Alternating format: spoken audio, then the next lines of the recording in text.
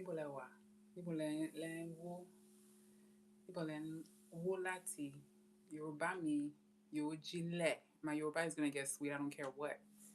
It's coming out by force. So ó ṣòro gan fún èmi láti sọ òyìnbó ní àsìkò yìí. I have to get my tones right. You know, I'm saying I have to master Yoruba. I have to get to the deep Yoruba. It's always been a thing on my spirit. And it's coming out now. So this is a time in my life in which this spirit, my Yoruba, little girl, is like, I'm not waiting any longer. This is about me now.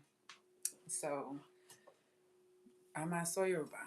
So I have to be okay with sounding imperfect. And that is going to be a great test of the ego release that I've done in my life. Yeah. Yeah. So thank you for all the support. Thank you for, the recent subscriptions, the early subscriptions. I don't know who my first subscriber was, but shout out to you. Shout out to those who've been with the journey since Yoruba Cultural Institute in Brooklyn, New York. Crown Street, St. Mark's and Nostrand. Yeah, I'm feeling nice. So I'm just gonna talk from the heart. So yes, tonight we're talking about cultural psychosis and the narcissism of empire. And I want to explain what those two things mean. The first thing that I will share to help us get a little bit warmer on that topic is a quote from Dr. Nana Gessi of Inner Mileage, who I just adore. I just appreciate that brother so much. Shout out to you, Dr. Nana Gessi. If you see this, I just praise God for bringing you into my algorithm. Okay, I'm so thankful for your voice.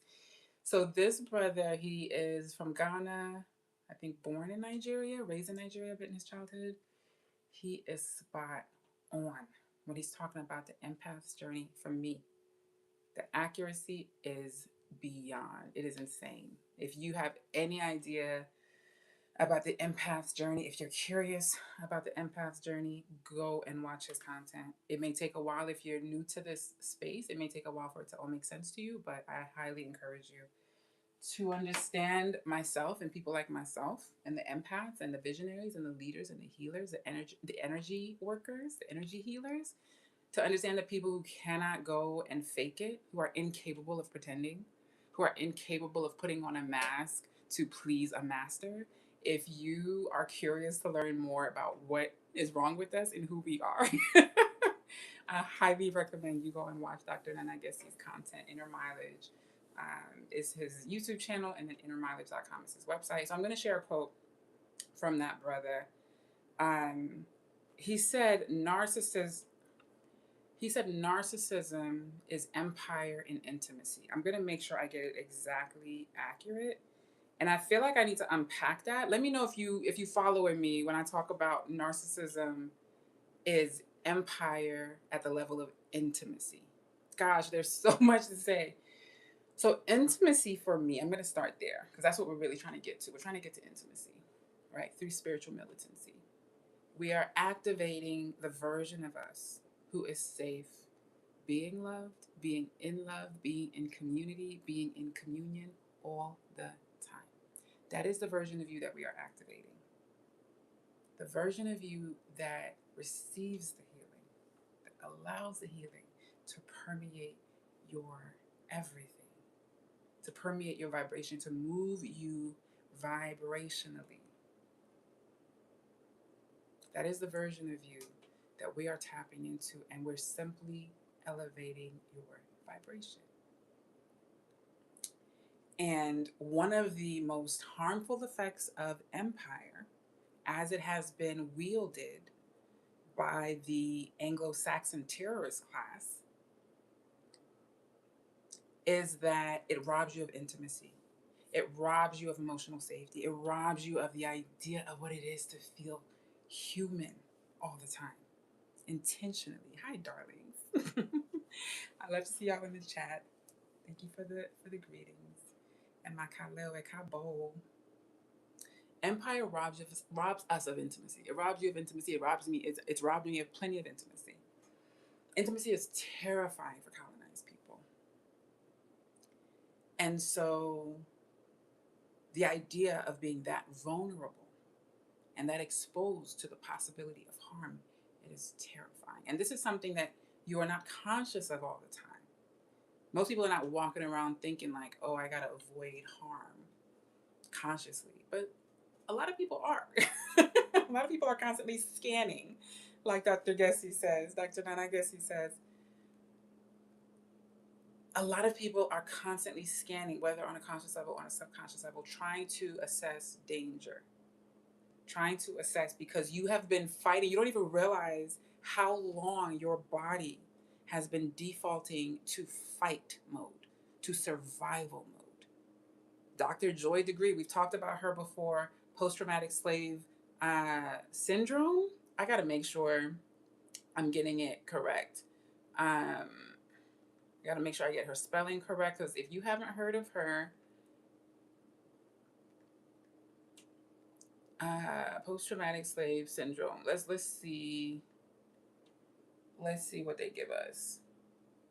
Yeah, I spelled it right. Good. Joy is her first name. Degree. I'm gonna read you a bit about her. Gruy.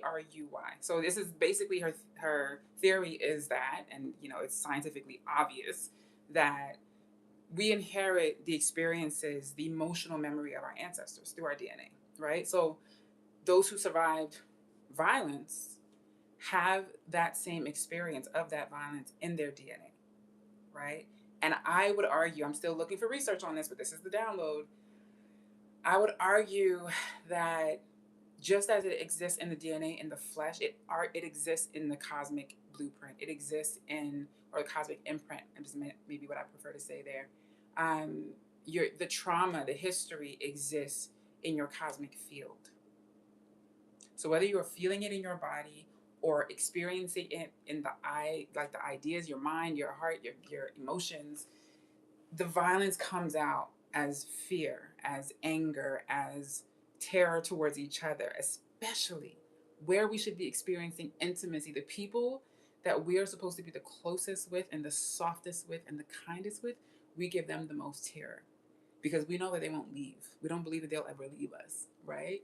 So we feel safe to unleash all that terror and all that harm onto those who are close to us, all that fear, projecting all our fear onto them, right? We feel safe to do that when we're in fight or flight mode, or fight or fight.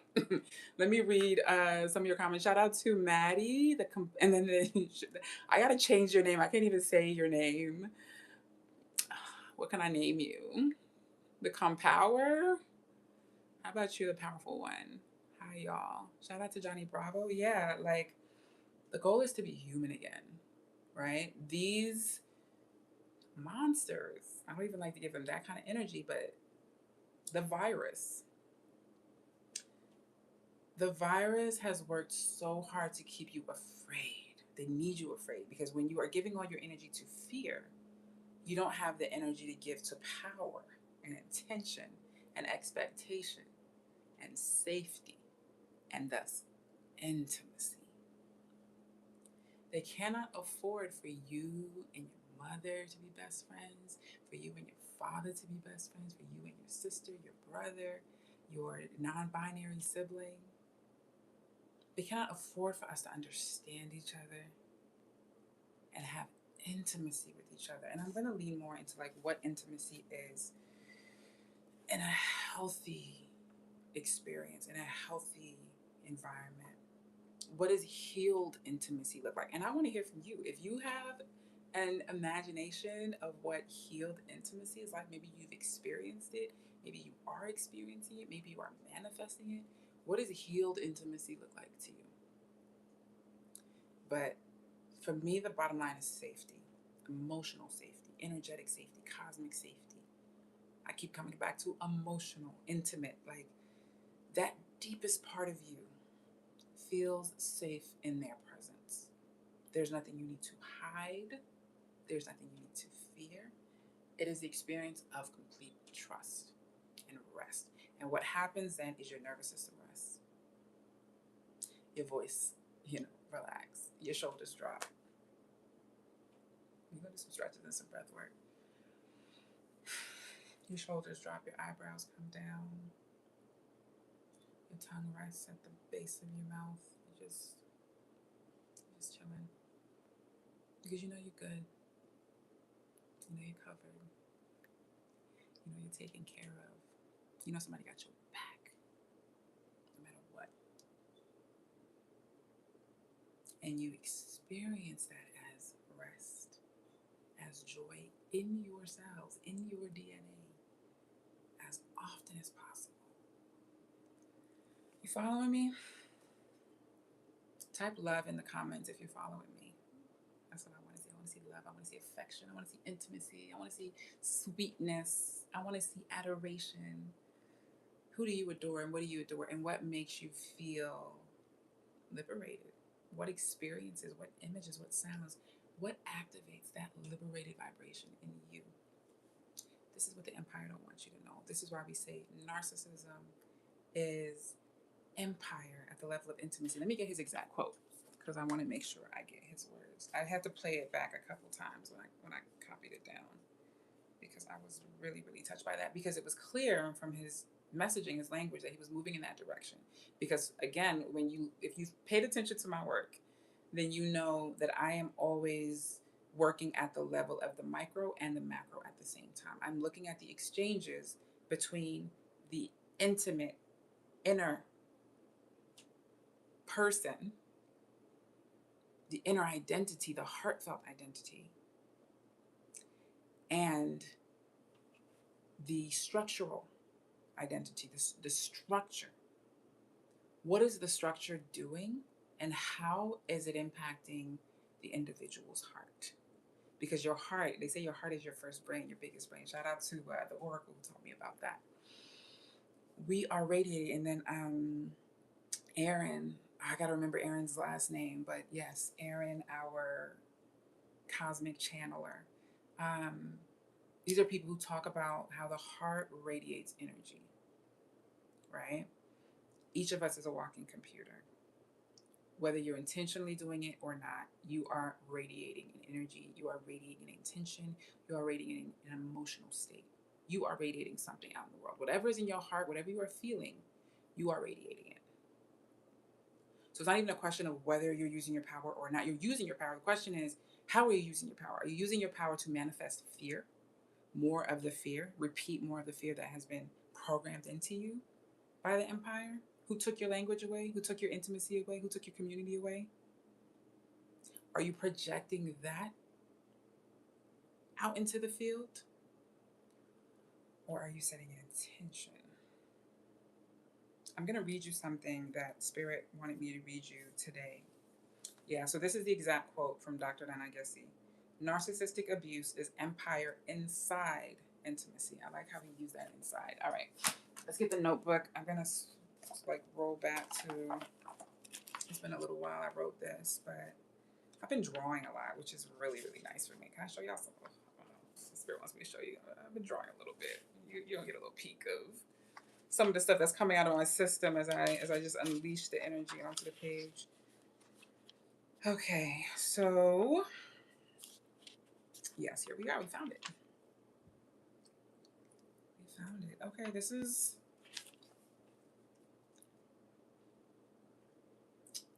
I'm just gonna read you the words, and you tell me what you think and how it feels. Okay. Oyobi, my beloved, where did you come from? Sharifa met the scholar. He took her to his office. She wrote daily. What will I write today? My responsibility makes my shoulders hurt. There's the trauma response of taking it on alone. Even if not consciously wanting to do it alone, we push into ourselves with our specificity, hoping that we will be able to do it our way. That costs us something. If we don't know how to meet well in the middle, we come close, then we explode.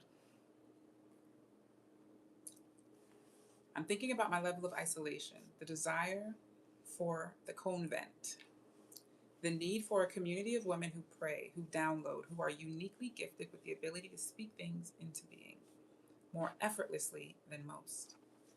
Women whose intentions quickly come true. So they have to be careful what they/we think. The kind of women who sit in a circle and receive the same download in chunks, speechlessly agree. Wherever we are, wherever we are now, even though our circle is not immediately visible, we are in it. We are receiving the same download in bits. It's deep shit, bro. We would share a knowing glance across the invisible circle. And I am reminded that I am not alone. But the soul family needs to be called forth. Mukbeo, Egbewa, Mukbei, Ekabo. Ooh, shout out. We got some Arabic in the chat. Yeah. Thank you for that. I love it. Thank you so much. Assalamu alaikum. I don't want to assume that you're Muslim, but if you are, assalamu alaikum. And peace be upon you if you're Christian. And namaste and black power, power to the people.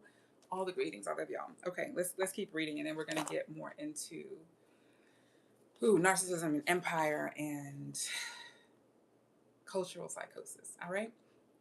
Okay. I call you forth. Empire busters. I call you forth. Convent. I call you forth. Empire killers. You kill the empire with water. You kill the empire with breath. You kill the empire with belief and positive expectation. You kill the empire with beauty and with rest. Those warrior queens, I call you forth right now. Welcome. Okay. The grid has to be activated. I activate you now. I activate you now. I activate you now. I see them. I see y'all. I see y'all. I declare that my soul family grid is activated right now. We are moving, inching closer to each other in this very moment. I call forth evidence of, I be writing fast, unity, intimacy. It might be intimacy. I don't know. I call forth evidence of intimacy. I call forth evidence of inching closer to each other. A call, a text, a message, a sign. Something will show me shortly that you tribe are nearer than you've ever been. That our castle monastery is materializing. I'm going to walk you through my vision, the image of the monastery. I'm going to see if I could turn the music up a little bit and you could hear me still. Please do comment if you have any trouble hearing me, please, and thank you. Okay. So let's just take a few deep breaths. We're going to place our hand on our heart.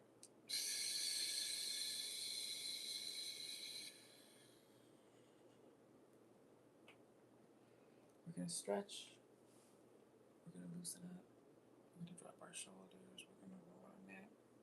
And we're going to move our spine back and forth. We're even going to do a little butterfly hug. What you know about a butterfly hug? Let's do a little EMDR.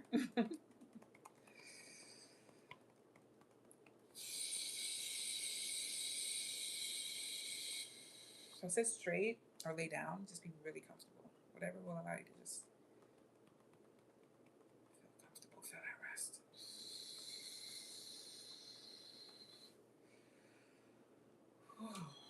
Straighten out your arms. Raise them up.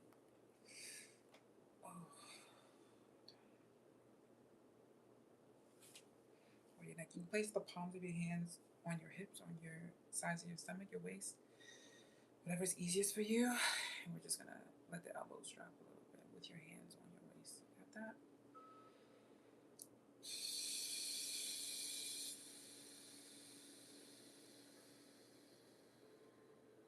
Shout out to my baby girl. Shout out to Ye. Welcome back from Tokyo.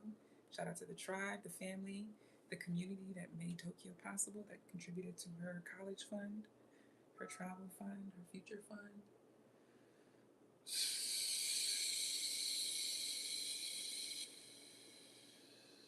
you want to contribute to my daughter's future fund and book me for services, I am a mean storyteller. I'm a mean interviewer. When I say mean, I mean bad. When I say bad, I mean goddess. I mean the best, okay? I love corporate retreats, organizational retreats, community retreats. I love partnership and storytelling. I love dance, but that's like top tier community building experience. It could be a retreat experience. We can do some dance and retreat. We can do movement. We can do song. We can stretch. We can bring in folks to do additional workshops. You can put your hands together. Whatever works for you right now. You can press your hands into each other. You can stretch them out in front of you. What I'm doing now, you can't really see my hands, but I'm basically doing this to just straighten my arms and just, moving them left and right. And all of these things, they just loosen up the ligaments, right? And so when you're doing this type of liberatory work, when you're literally restructuring your insides, right? When you're doing it through breath work and intention and calm, you can experience a lot of, you might have come to this work because of chronic illness or chronic inflammation. You can experience a lot of this stuff as you're doing the work to really tap into what is stuck in my body, what is holding my voice, what is making it so that I feel small is safe, right? And how do we get to large is liberation? How do we get to taking up space and being who I am is liberation, and it is available to me right now in this very moment. So the monastery. So this monastery that I see is stone. It's open. The part of the monastery that I'm in is open air, but very, very, very tall structure, very high structure. I mean, I'm like a little dot, a little pencil walking through this sort of center, the center space. It looks like, it's almost like a hallway. But if you can imagine like stone, marble, brick, like just, I have to think what period I'm seeing in terms of the architecture, but it's very, I'd say a little bit early transition from old world to new world. I'm seeing a bit of sharp corners, pointed edges, flourish. I'm seeing some engraving in the stone. I'm walking marble. I'm walking barefoot on the marble and brick stone floors, walking out into this open courtyard where there's grass. There's a pool. I see sisters splashing in the pool. I'm eager to get in the pool, so I'm walking towards the pool, and I'm just taking off the excess robes. Like whatever the swimming garb that is under my robes is ready to go, and I'm jumping in the water, and I'm just, going all the way under, deep, feeling that calm, and kicking my feet, coming right back up to the surface, catching my breath.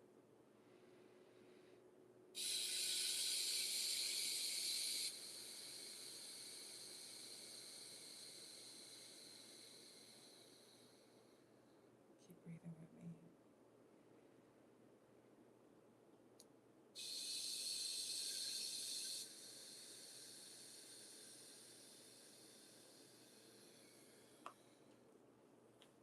We may take a 10 to 30 second break in a little bit before we get really into the coursework. But I want you to just keep breathing with me as I imagine the pool. So for me, this water, this is the safe place. This is the rest. This is the regeneration, the rejuvenation, the renewal, the washing. I will get in the pool every day if I have the option. Every day, especially if it's chlorine free, like saltwater kind of pool.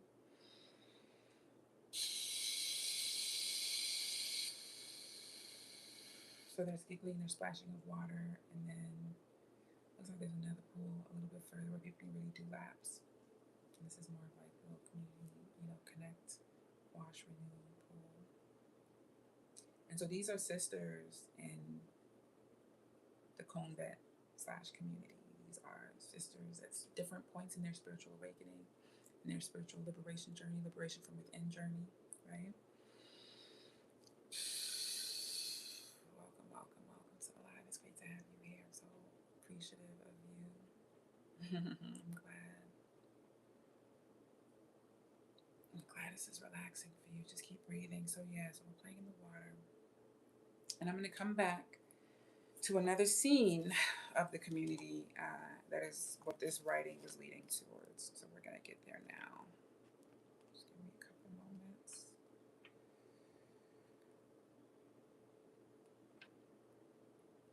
Okay. So the last part I read, I said I'm expecting some new evidence, tangible evidence of notable miracles, feeling my convent materialize, my spiritual community of sistren and non-binary, femme folk, more femme energy at this stage. Yeah, I'm calling you in. I'm calling you in to come on through. It's our time. So I said I would receive a message, a sign, something will show me shortly that you, tribe, are nearer than you've ever been, that our castle monastery is materializing. Okay? So I receive the evidence as warmth, as calm, as trust, as visibility. I receive a sister who's walking, praying toward that castle monastery as well. We meet along the way. Asha, that first sister on the path, on the walk to the new world, to the castle monastery. So we sit in circle. So now we have a symbol. It's a multitude of us.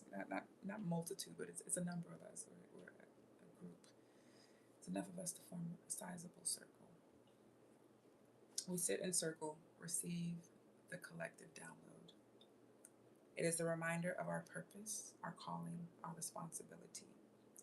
It settles into our hearts as surety, into our bellies as truth, our shoulders full, our eyebrows unwrinkle, our backs straighten, our strength is renewed.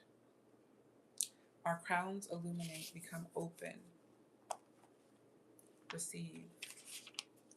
Our hands reach toward each other. We're holding each other around the circle.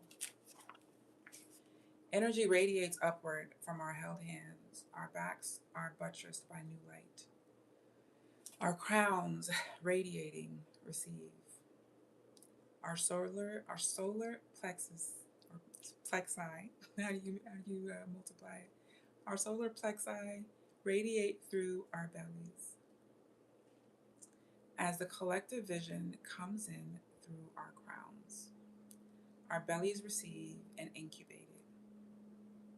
As the collective vision comes in through our crowns, our bellies receive and incubate it, radiating the sensations of manifestation throughout our beings. So here we haven't touched on the heart. So I'm just going to experience the heart radiating in this circle. The heart of each sister, each central member. The heart is radiating with pure light, holy light, divine light.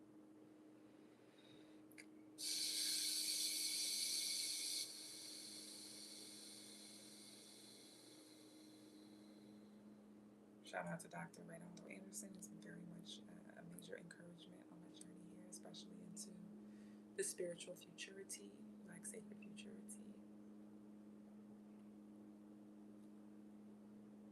So we're breathing, we're feeling the heart, we're feeling it radiate outward. If your hand is on your heart, you're feeling the radiate power come through your hand right now. Strong.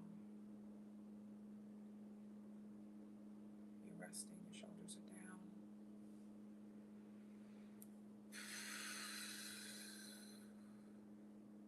Your shoulders are down.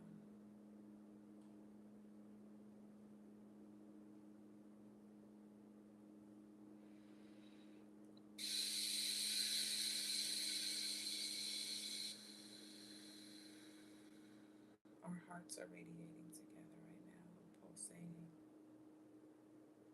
Brighter and brighter light, brighter and brighter field. The light is radiating bigger and bigger out of our individual bodies, before us, one 1 foot, then 3 foot, then 5 feet. And our lights are conjoining and radiating more powerfully together.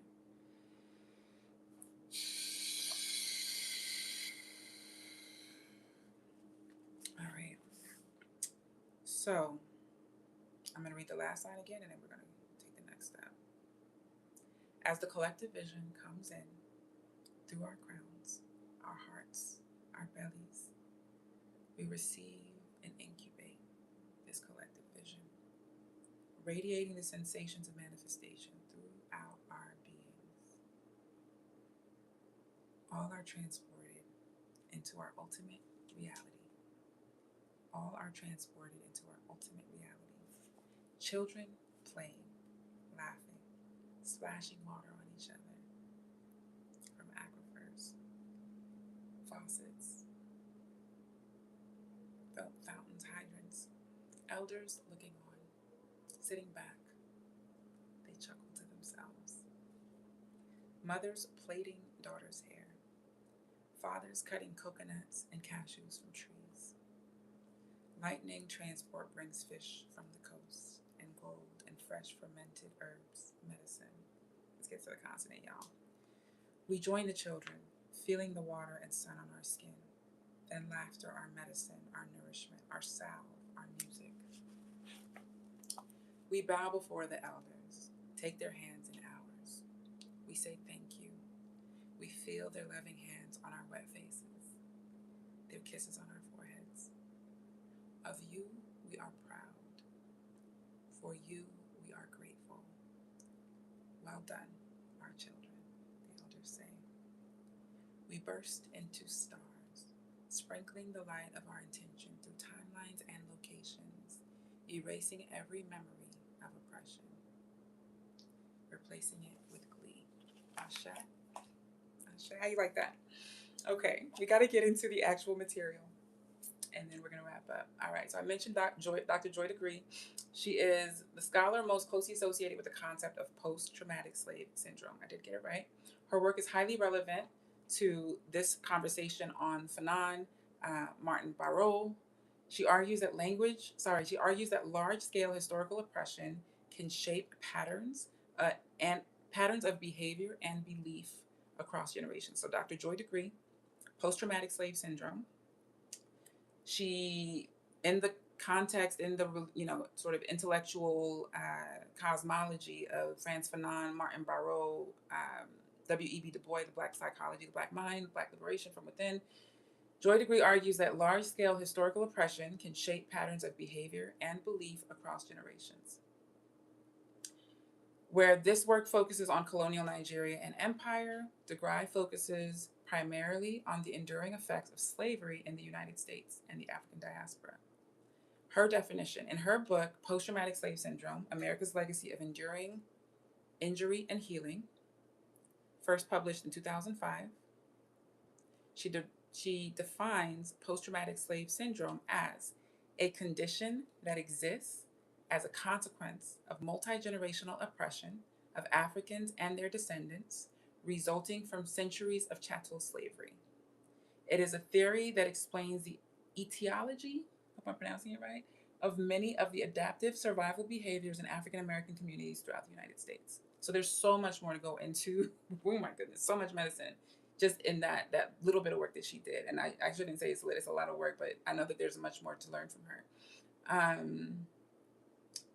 She's not saying that African Americans are inherently dysfunctional. She's saying behaviors that once helped people survive extreme oppression can persist long after the original conditions have changed. Wasn't I saying that earlier to y'all about how we continue certain patterns? Mother, daughter, granddaughter, great-great-granddaughter, right? How do we heal from those patterns and make our patterns liberating emotionally, spiritually, materially, physically, like our health, our physical health, our mental health, our communal health, our family strength, our financial health? How do our habits produce that effortlessly, consistently, continually, right? Just breaking off the chains, right? So I want to go back to the top, and we're going to define narcissism, and we're going to define psychosis, right? So I want to be very careful because I am not a psychiatrist. I'm not a psychologist. My training, I have a computer science degree, I have an African studies degree, and I started a sociology degree. So my African studies master's at Yale had a discipline area of sociology because they do make you declare a discipline. And sociology was the closest for what I was looking for at that time. And so at Cambridge, as a Gates Scholar, I was in the sociology PhD, right? And so sociology looks more at society, right? The structures of society, how society becomes what it is, right? The sort of interplaying dynamics from different groups of people, ethnicities, and yeah, just the intersection of like history, thinking about some of the early scholars, Kant's, and the sociological canon, and then Du Bois and Black sociology, right? So much more than that I think we've barely scratched the surface in terms of Black sociology, Black psychology, especially looking at African based research, African scholarship, intersecting, like weaving the two worlds together. So the work that I do is very, very cosmological. I don't know how it's a constellation of ideas, possibilities, intentions, and concrete deliverables, right? Concrete tangibles, tangible benefits, programs, right? Offers, things that you can tangibly engage with. If you go to norpress.gumroad.com, you'll see some of our available downloads there. So definitely feel free to check that out. If you go to norpress.org, you'll see a banner at the top. I believe the submissions are full on that, where it talks about like website in a week or whatever, right? Basically, the bottom line is that we can help you create a digital presence that summarizes who you are, what you do, what you offer, and who you are attracting, who you're calling in, right? What type of opportunities you're calling in. We can help you automate it so that people can just fill out a form, they can pay automatically, right? You can set up automated meetings, right? So that people can pay you for your knowledge, for your understanding, for your genius, right? For your expertise. So these are some of the ways that I was talking about before. You can support this work. I don't even remember how I got on this topic, but all of this container of Black Sacred Futurity, right? Again, the goal is to help us be liberated from within and liberated permanently, right? As opposed to every generation having to fight for its own liberation. How do we do it permanently? We have all the tools, we have all the resources, we have everything that we need. The only thing that is missing is intimacy. The kind of intimacy that leads to solidarity, spiritual solidarity, subconscious solidarity. Like we don't even have to think about it. It is just there. Their viruses no longer work on us. Their steal, kill, and destroy no longer works on us. Their divide and conquer, it just don't work on us because we're so fortified energetically. They can't penetrate. We rise to a vibration they cannot access. I'm spilling tea right now. This is more advanced than it's supposed to be for YouTube, so some of this is gonna have to come down.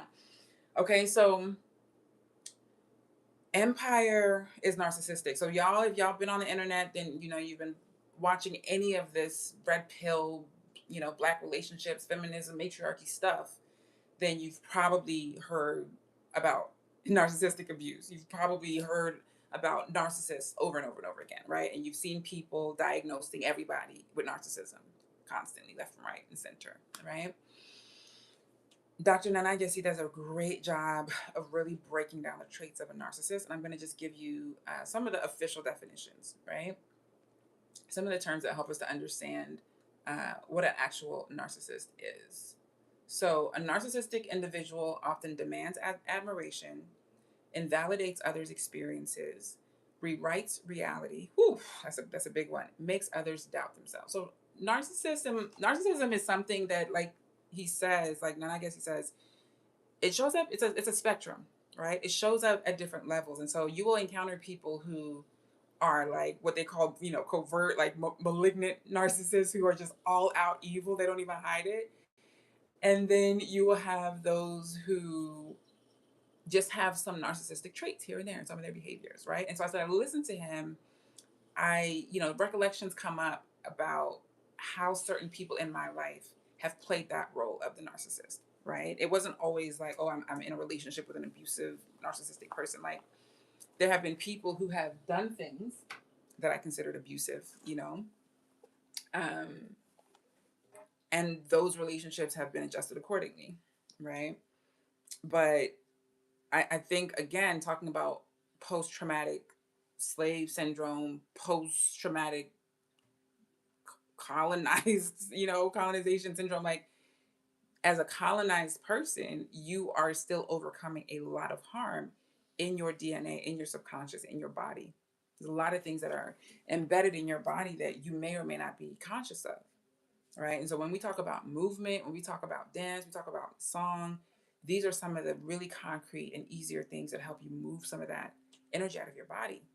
I mean, every time I do my stretches, in my walks, I always feel new revelations. I always feel new clarity. I mean, it's unmistakable, right? And so there's so many different practices that we do that help us to move the energy through and just help us to be a vessel to receive, right? But the narcissist wants to take that light. They see that you have that light. They know you have that power, but they need to take it from you because it intimidates them. It scares them. It's dangerous. It diminishes their power, right? Because they don't understand it. They can't control it, right? They can't uh, maximize the profit off of it. All they can do is just eat up that light because it's like, oh my gosh, you know, it's the darkness. It's the virus. It's the evil. Like, it's not that they are evil, but it is a spirit, right? It is a vibe. It is a way of being. And so we inherit that way of being, like we talked about, through DNA, but we are absorbing that way of being all the time because if you live in the West, you live in a narcissistic society that demands admiration, invalidates others' experiences, rewrites reality, makes others doubt themselves. Does your empire not do that? Does the Western government or institution that you pay taxes or tithes or whatever to, does it not do those four things that a narcissist does? Tell me it don't, because I would love to hear about a country that doesn't do that in the West. A country that doesn't have a history of colonialism and mass genocide and slavery, that doesn't do all those things that a narcissist, a malignant, a diagnosed narcissist does, right? So that's the definition of narcissism. And then we're going to look at the definition of psychosis. So clinically, psychosis refers to a syndrome in which a person's capacity to accurately test reality is significantly impaired. I'm going to repeat that. Clinically, psychosis refers to a syndrome in which a person's capacity to accurately test reality is significantly impaired. So basically, the measurement of one's sanity is that you can actually, whatever you're experiencing, what's happening in your mind, in your body, like, you are able to distinguish that from what's happening outside of you, and even what other people, right? The shared reality that you are inhabiting with other people, you are able to tap into that and share that same reality, right? And while doing that, you are able to navigate and manage like the different reality within yourself. It's really complex stuff that we'll continue to talk about and break it down, because I'm learning. Again, I'm a forever student for life. So if you want to, if you're a forever student, if you want to keep learning, we will be great friends, especially if you're interested in this type of stuff, right? Because at the end of the day, like I say at the beginning of this, the goal is liberation from within, right? Soul Medicine Sanctuary is a soft landing place for those in search of total liberation from within. Total meaning your grandchildren don't have to fight for liberation. Your grandchildren are not going to have to picket and hold up signs and say and beg to not be shot at. Total liberation from within, right? So, clinically, psychosis refers to a syndrome in which a person's capacity to distinguish between reality or accurately test reality is significantly impaired. That may involve delusions, hallucinations, or other disruptions in distinguishing internal experiences from consensually shared reality. One of the things I think about when I read this is like shrooms, right? And how, like, when someone is like, on a heavy dosage or whatever, they're having a profound high on shrooms, they may have experiences that really kind of blur that line between like what's happening inside my head and what's happening outside of me. I don't think I've ever been that high on shrooms, and I think that when you do shrooms with intention, right? You take shrooms with intention and you are seeking specific clarity, seeking specific information. Because again, like I say to people, these were historically like spiritual tools. They're not just like, recreational things you just play around with. These are spiritual tools to help open you up to a next dimension of truth, of wisdom, of understanding, of knowledge, of clarity, right?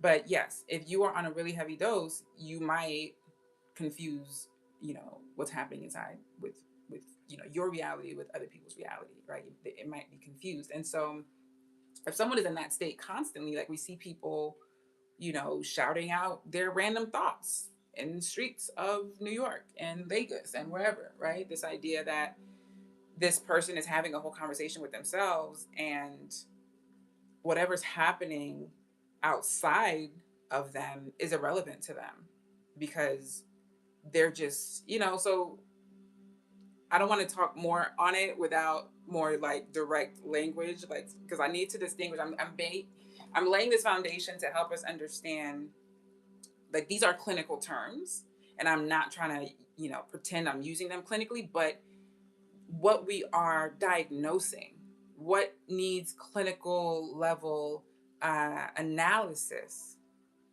is the colonial mindset, right? It is the oppressed mindset, right? We know that liberation is an internal process. If you've gotten to this, you're watching this, you've gotten to this level, you understand that there is no liberation if it doesn't happen within first, because everything else is temporary. Everything else is going to be, you're fighting for it over and over again. So if you need to be free in this life, if you need to help your children be free, if you need to help your grandchildren be free, etc., then you know that your work is to liberate yourself from within, no matter what, by any means necessary, at the soul level, at the cellular level, right? And so when we do that work, it creates a wisdom that helps us to see clearly enough to be able to diagnose the problem, right? Because there are different pieces of healing, there are different types of healing, there are different modalities of healing that are needed for everybody in the Black diaspora who has survived colonization. And those needs are distinct for you based on who you are, based on what your history is, based on your family's DNA, your family's like intelligence, knowledge, history, like all of the things that make you who you are will help you to determine what your liberation path is going to look like. The things that you desire, you aspire to, you connect with, those are all the things that will also help you to figure out what is my personal liberation journey, right? But in this idea of healing within, right? We are part of collectives, right? We're part of a Black diaspora, yes, but we are also part of an ethnic group. We're part of a language group. We are part of a geographical group, right? And these are fundamental elements, fundamental aspects of what gives us a sense of identity, that gives us a sense of who we are, who we're supposed to be, what we can and should aspire to, what is important to us, who is important, whose opinions are we rating ourselves against, right? All of these pieces of our identity are essential for helping us to see ourselves and understand ourselves. Because now we're talking about psychology, we're talking about the self, right? We're talking about your relationship with yourself. We're talking about how the self operates. So this psychosis that we're talking about is an extreme version of a split sort of consciousness, right? Because I believe, and I have to again research this, but I believe that same version of you is still in there somewhere, if it can be brought back out. But what we're seeing in the acted out psychosis is the not sane version of you, right? So this stuff is about the self and the self being split. So the more the self is split, the more evidence we see of more likely violence within the self. If the self is split into opposing identities, especially, then it makes sense that those opposing identities would come at each other one way or the other, energetically, spiritually, emotionally, physically. This is theory. So we're figuring it out together. Let me know if you have any questions, what you think. Right? So we've talked on here about the double consciousness. We've talked about the triple consciousness. We talked about double consciousness coming from Du Bois. We talked about Fanon's work on the Black consciousness and the split consciousness, Black skin, white mass. We've talked about, there was a piece in there that I am trying to come back to. But these different forms of split consciousness. So yes, Du Bois focusing on the Black American uh, survivors of slavery, the enslaved population, as a priority for his double consciousness work. Fanon focusing on the colonial mind, right? Myself focusing, I wrote a paper that I have yet to publish in 2018. I believe it might have been 2018 at Yale on the triple consciousness. That was for Professor Elijah Anderson's class, I believe. And so when I was conceptualizing the triple consciousness in that paper, I was leaning on the message from my subject, the subject of my research, Ola Williams, who we made a short film, hyphenated. It's on Norpress YouTube, Norpress Media. So go look for that. It's great. But he talks about his encountering the triple consciousness, his realization of the triple consciousness. And I developed on that and put it in a paper. And so with that paper, what I'm basically talking about is how Du Bois talks about the Black American identity and the white sort of, the Black person who has an internal Black American identity, and then they have a white facing identity, right? They see themselves through the white gaze, right? Bell Hooks talks about the white gaze. So that reality of seeing yourself or being yourself, and then also seeing yourself from another perspective, and that other perspective that you view yourself from is a major part of your identity, because it is essential for your survival, right? Like, you have to be able to know what identity to embody when you are facing that opposing perspective, because that opposing perspective is violent towards you, right? That opposing perspective has historically harmed you physically. Again, we talked about fight or flight, fear in the body and the DNA. So those are the two consciousnesses: Black American, white facing, right? Again, Fanon talked about black skin, white mass.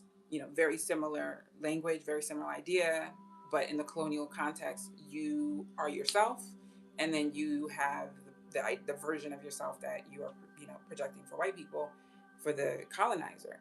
And oftentimes the version of yourself that you are projecting for the colonizer dominates over time, because your access to a livelihood, your access to food, right? They have colonized your access to survival because they have cut down the trees. You can't just go pluck a mango outside, right? Your access to survival requires their approval. And so you have to perform that identity more and more often in order to, maximize your access to survival and security, right? So the triple consciousness now, like I was touching on, is that Black American, white mask, and then the Nigerian American. In the example, we were focused on the Nigerian American, but we can also understand that any African immigrant, any, what do they call them?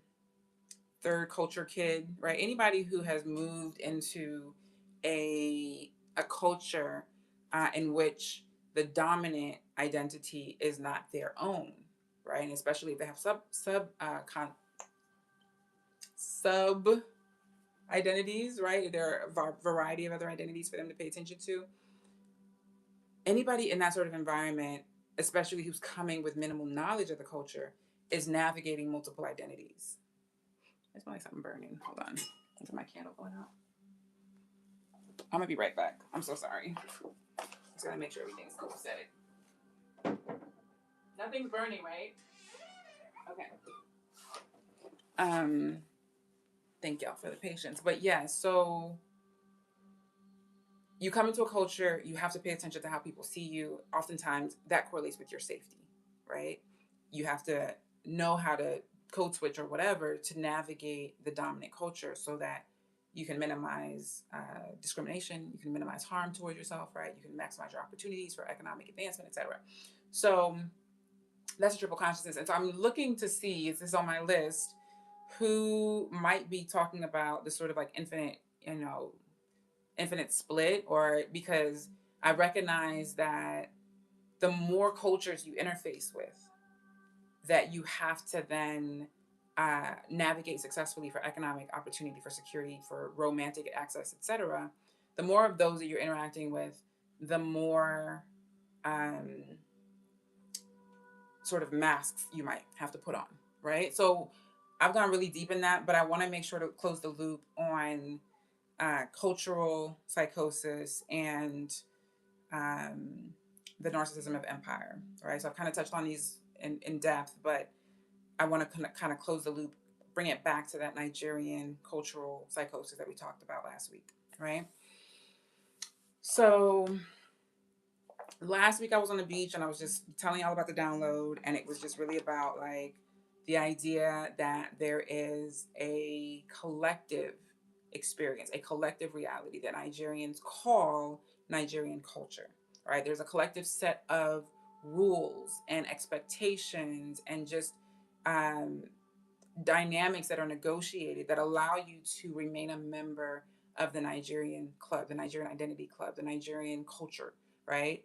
For you to be an approved member of the Nigerian club, you have to participate in the culture in these ways, right?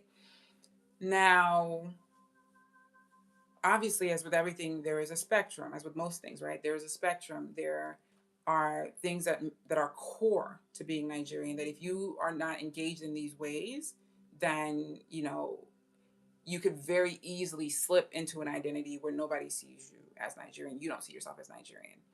And then there are things that make you like, you know, that sort of advance you on the scale in terms of how Nigerian are you, right? So language is a big piece of this. We're going to be talking about language a lot. Okay, Yoruba ni mo fẹ́ sọ, but I have to figure out the whole subtitle thing in order to like really do a lot more in Yoruba.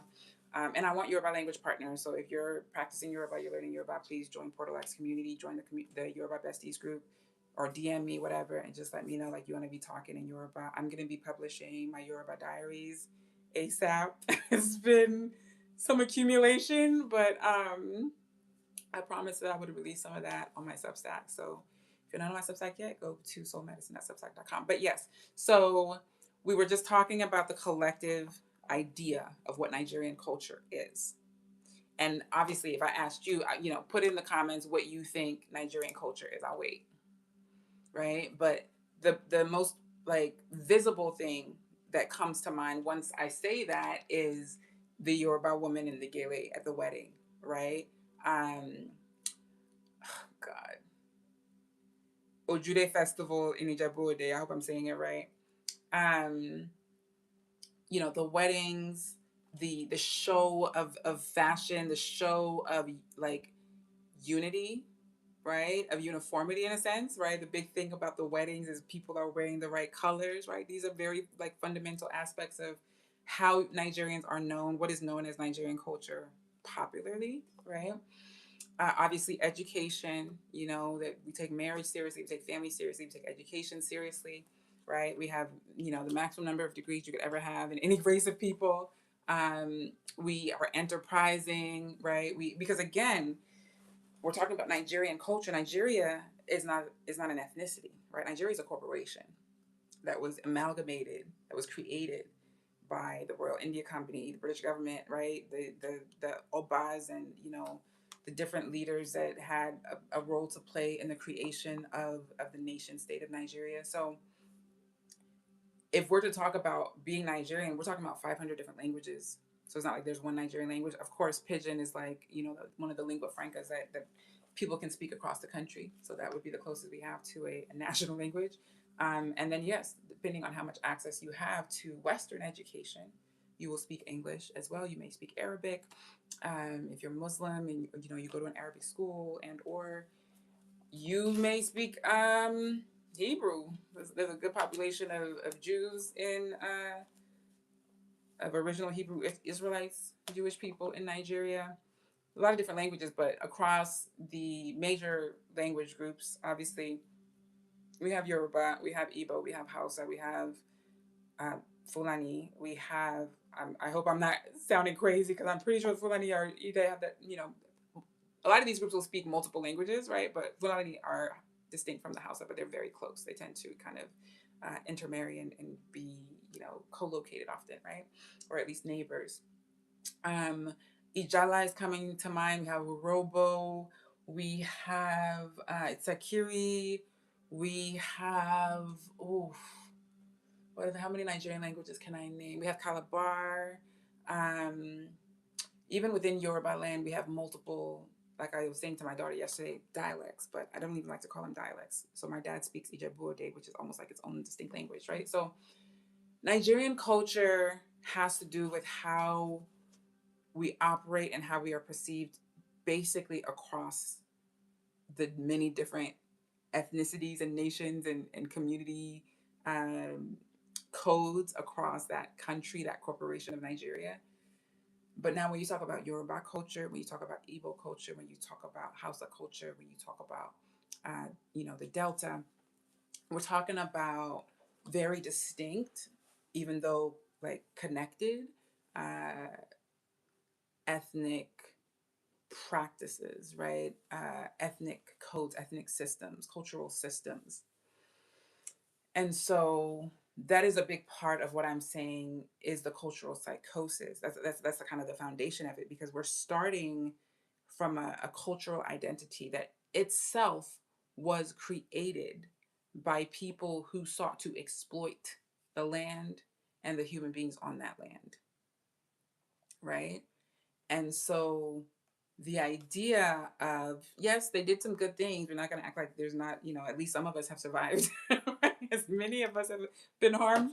Some of us have survived. They've created some things, right? So at least, hey, I still have a Nigerian passport. So they've done some things right. So at the end of the day, though, the original identity was as a corporation. It was, we're going to extract these things, we're going to sell them, we're going to export them, right? And we're going to put the people to work to help us do that. These were the priorities, right? And to a large extent. And again, we're talking about people who came from foreign land and used violence in order to, convince us, coerce us to give up this land and give up these resources and give up this autonomy, right? They used very severe violence, right? They killed a lot of our ancestors. And so the fact that our identity as a Nigerian, cultural group, our identity starts there. That is already something to contend with and to deal with, right? And now using that packaging, that passport, that governmental identity, and moving out into the world, right? That is now where our culture becomes even more palpable. Like you always read and hear people say, most people don't consider themselves Nigerian until they leave Nigeria, right? Because within Nigeria, they're more focused on their ethnic group, their language group, who they do business with, right? Who they live with.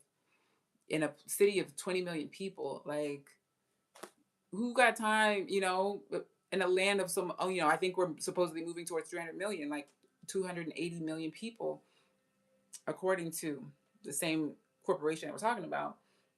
But in a country of that size, obviously, with such diversity, people are focused on their immediate identity group, right? And so the idea that we have of Nigerian culture is where the psychosis really sets in, right? And particularly the idea that we look up to the people, the very people who are exacerbating the conditions that keep us starving, that keep us, dealing with violence and harm, that keep us in subpar living conditions, buildings collapsing, terrorism in different corners of the country, exploitation, extraction. Those are the very people that we hail. We might complain and grumble under our breath, but if they are in the room, we're going to get a selfie with them. This is the beginning of the psychosis. You are part of an ancient bloodline that has been on that land or nearby land for generations upon generations. Before you even knew what a white man was, you have been on that land. You have had access to the richness and the abundance of that land. And now this foreigner comes and tells you this is where you can access. And these are the things you must do in order to access it. Does that make sense to you? Is that okay? Does it feel psychotic that you have accepted that? Because if it doesn't, I'm not doing my job yet. Can we just think about this for a moment? Like, this is your ancestral land, but you can't access it. you have to go and be a slave for 40, 50, 60 hours a week in order to be able to access the land of your ancestors and the food that grows on it and the other resources. Does that make sense to you? So the very act of accepting coloniality, obviously our ancestors fought, obviously the oppressors were more brutal, these things were cosmic, maybe they had to happen. I'm still trying to figure out how they happen, but you know, we have our theories, right? We're all trying to make sense of it. But at the end of the day, it happened, and we allowed ourselves to be subjected to it because yes, we wouldn't be here if our ancestors didn't survive. At least they had to fight in other creative ways, right? They had to fight through the music, they had to fight through the textiles, they had to fight through the spirituality, the indigenous spirituality and the syncretism, right? They had to fight through the literature, so on and so forth. They fought. Good, we're here. But every generation, we have allowed them to continue to play this joke on us of taking the inheritance from under our feet. Under your feet. Under your feet. What is under your feet? That's what they're building their bombs with. Do you understand? That's what they're running their country with. What's under your feet? Do we feel crazy yet? So let me just at least land on the piece of not not being able to distinguish healthily between what is true and internal to you and what is true as the collective experience. I'm going to try my best to make this make sense. So, what coloniality does, what the empire does, is colonize your imagination, colonize your understanding. They take away your language. So, it's very important for them to take away your language because your language is what teaches you how to think, how to make sense of your world. The language that you speak has embedded within it its own world view, its own understanding of its environment. The language adapts in relation to the environment. And it is part of your DNA, it's part of your physiology, what you speak, and the vibrations of the language that you speak. These are all very scientific and concrete things that happen in your body. So they have to take away your language. So they've colonized the way that you even think. And they brought this other language and told you that in order for you to get access to food, right? School, a job, etc., sufficiency, for you to get access to sufficiency, you have to learn this language that they brought and put a gun to your head to learn. That's already, terror in the body, the subconscious, that violent threat, right? They put a gun to your head, told you must learn this language, and in order for you to survive, right? And they've literally already stripped away a level of your psychological framework, right? They've literally erased a level of software. So you're supposed to have like 3, 4, 5, whatever, how many layers of software that make up who you are and how you think and how you understand and make sense of the world. They've literally erased, one of your hard drives, one of your disks, because they've taken away your language, even though it's been in your DNA for generations, right? So they've colonized the way that you think. They've colonized the way that you perceive your reality. And so this is the only reason why they can effectively tell you that you need them, make you convinced in any which way that there's any just, like that there's any minutia of anything just in them being on your land, building military bases on your land, extracting your resources and selling them at 100 times, 10,000 times the value that you get from it. Whatever kind of like sonic wave that they are pushing out in the world to like hypnotize niggas, for whatever reason, thank God it didn't work on me. So I'm looking at all this and I'm like, this is psychosis. It's literally, I'm not the crazy one. They're the crazy ones because it literally makes no sense. Make it make sense. Make it make sense. It makes no sense. So what they have told us is real. is go get a good job, speak good English, get a great job, go to a great school, buy a great house, buy a great car, get accolades. What that got to do with survival? We're not talking about your survival as an individual, we're talking about the collective's survival. Because if you die and 70% of your people die, what will Yoruba be 100 years from now? When your language is dying, everybody's only speaking your colonizer's language. You can't even own your land. You're literally renting your land no matter how much you think you own it. If you have to pay taxes, if your government can take it at any time. It doesn't make sense.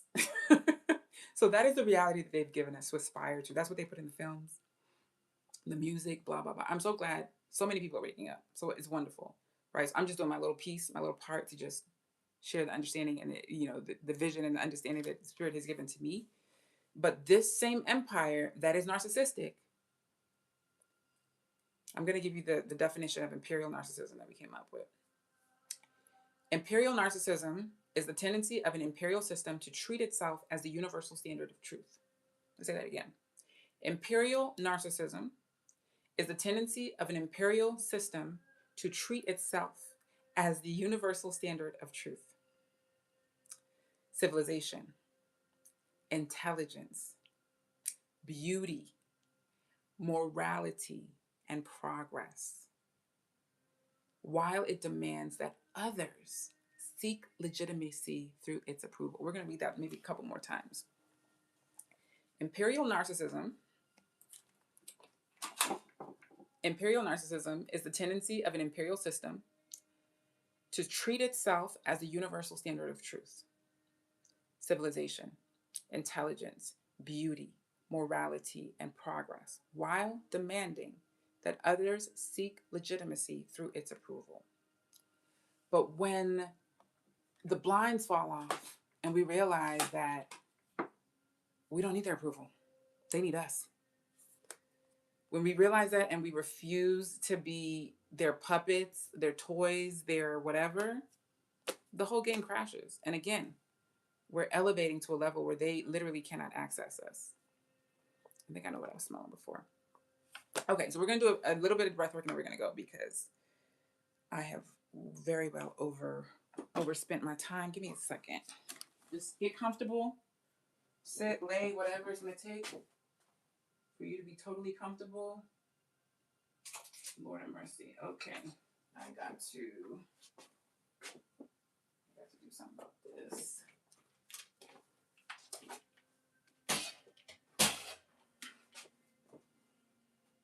I'm going to deal with that shortly. Okay, so I hope you're comfortable.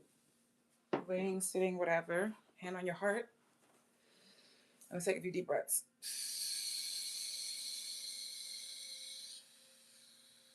Where is the preferred?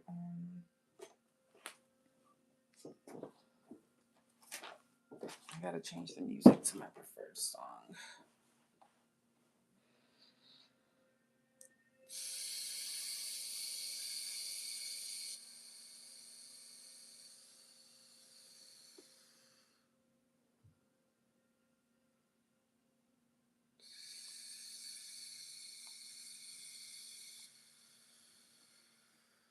Hand on your heart, a few deep breaths.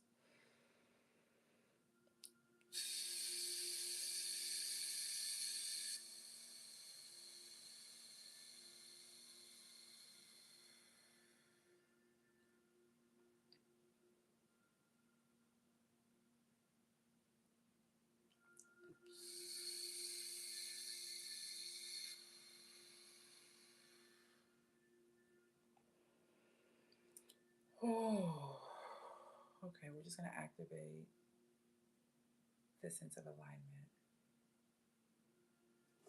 I want you to feel it in your body. The energy moving through your body. Feel it on your skin, feel it in your muscles. Feel it up and down your spine, your legs, your heart.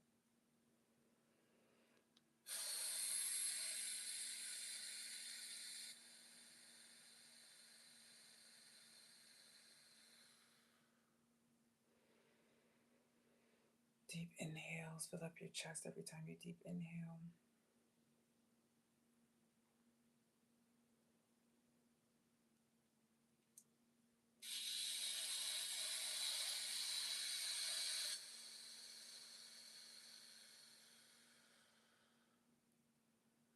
Let it out as loud or as soft as you want, whatever makes you feel freer. Just let it go.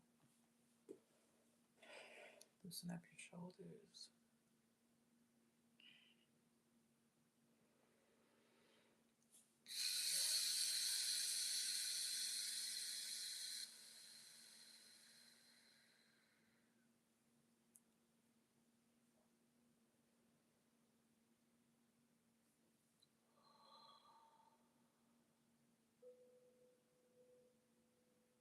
Feel the energy moving through your body.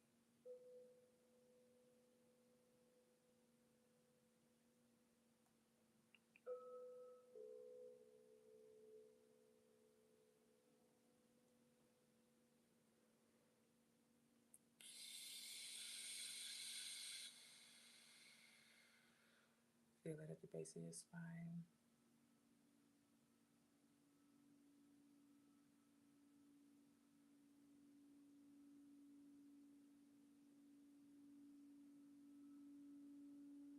Every time you inhale, your energy gets sharper, stronger.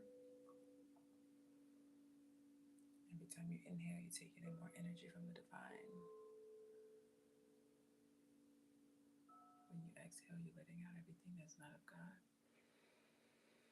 It's not of you right now.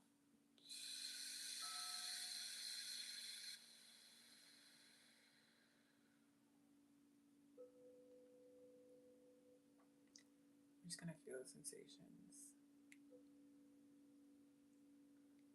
Our answered prayers.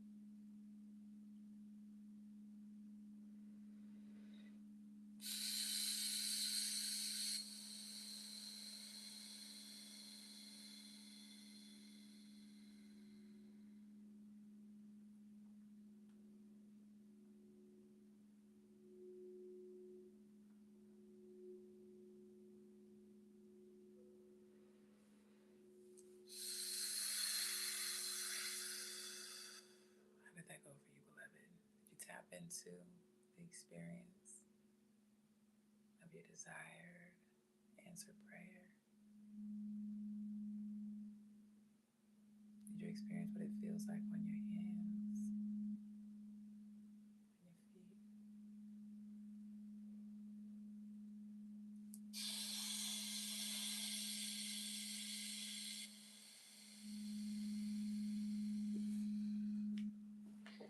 Do that every chance you get, my beloved.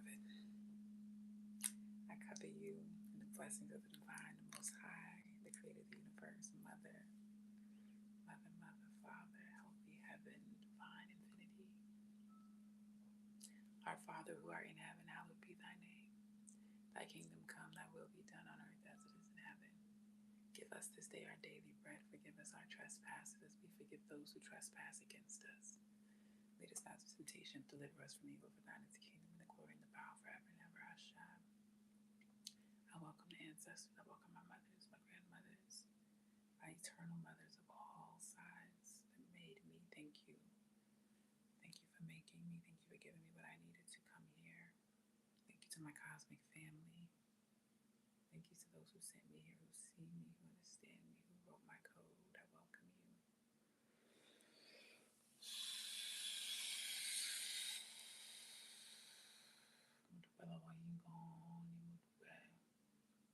Mo dúpẹ́ ìmọ́lẹ̀ tẹ́ fún mi. Mo dúpẹ́ òye tẹ́ fún mi. Mo dúpẹ́ agbára ìṣòro tẹ́ fún mi. Mo dúpẹ́ gbogbo tẹ́ fún mi. Oúnjẹ tẹ́ fún mi. Ilé tẹ́ fún mi. Ilẹ̀ tẹ́ fún mi. Mo dúpẹ́ lọ́wọ́ yín gan-an. Ẹ káàbọ̀.